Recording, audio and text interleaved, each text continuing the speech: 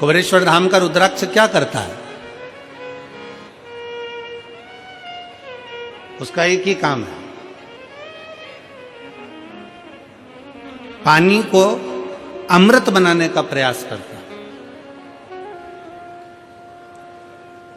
काशी में रिसर्च चला कि ऐसा रुद्राक्ष में क्या है जिसको तांबे के कलश में गलाया गया और शंकर जी पे चढ़ाया गया और उस पानी को पिया तो उससे बल उत्पन्न हो गया, बीपी, शुगर, थायराइड जैसी बीमारियां ठीक होने लगी।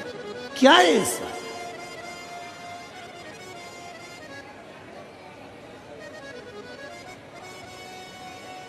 हम कहते हैं शिव महापुराण के अंतर्गत एक मुखी से लेके 14 मुखी तक रुद्राक्ष का वर्णन किया गया। शिव महापुराण में एक मुखी से लेकर 14 मुखी तक रुद्राक्ष का वर्णन किया गया। और एक भी रुद्राक्ष, कोई कहता है कि एक मुखी रुद्राक्ष ज्यादा प्रबल होता है, कोई कहता है 2 मुखी प्रबल होता है, कोई कहता है 3 मुखी प्रबल होता है, कोई कहता है 5 मुखी प्रबल होता है। सारे रुद्राक्ष कोई ना कोई कहता है कि ये बहुत प्रबल होता है।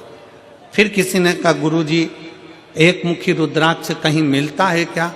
हमने कहा आज के जमाने में एक मुखी आदमी नहीं मिलता तो रुद्राक्ष की बात करते हो।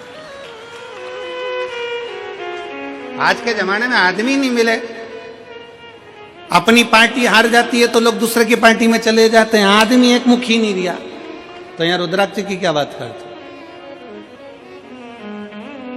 इधर दालनी गली तो उधर पहुंच गए, उधर दालनी गली तो उधर पहुंच गए, उधर दालनी गली तो उधर पहुंच गए, दिन भर डोलते रहते हैं, दिन भर।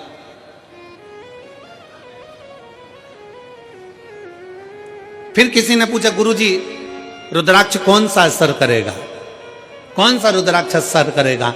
हम कौन सा रुद्राक्ष पहने जो हमारे शरीर पर असर करे? कौन सा रुद्राक्ष हमें पहनना चाहिए कि हमारे शरीर पर असर करे? हम निवेदन करेंगे रुद्राक्ष पहनो मत पहनो, पर मीठी वाणी का रुद्राक्ष अपनी जिह्वा पर रख लो, वो इतना असर करेगा कि सबको अपना बना ले, सबको अपना। वाणी ऐसी बोलिए जो मन का, जम के बोलो जरा, वाणी ऐसी बोलिए जो मन का आपा खोए। पर आज के जमाने में वाणी ऐसी बोलिए जो जम के झगड़ा होए, पर उससे मत बोलिए जो तुमसे तगड़ा होए।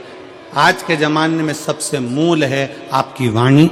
वाणी की श्रेष्ठता हो तो समझ लो कि पूरी दुनिया तुम्हारी है, और वाणी की श्रेष्ठता नहीं तो दुनिया तुम्हारी अपने भी है।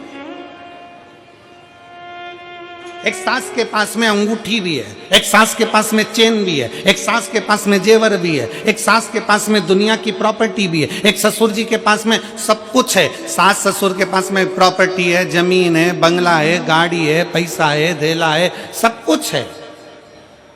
और मान लो उसकी वाणी अच्छी नहीं हो तो घर में 4 बेटे, 5 बेटे, 3 बहुएं, 4 बहुएं, 5 बहुएं, कोई उसका होगा?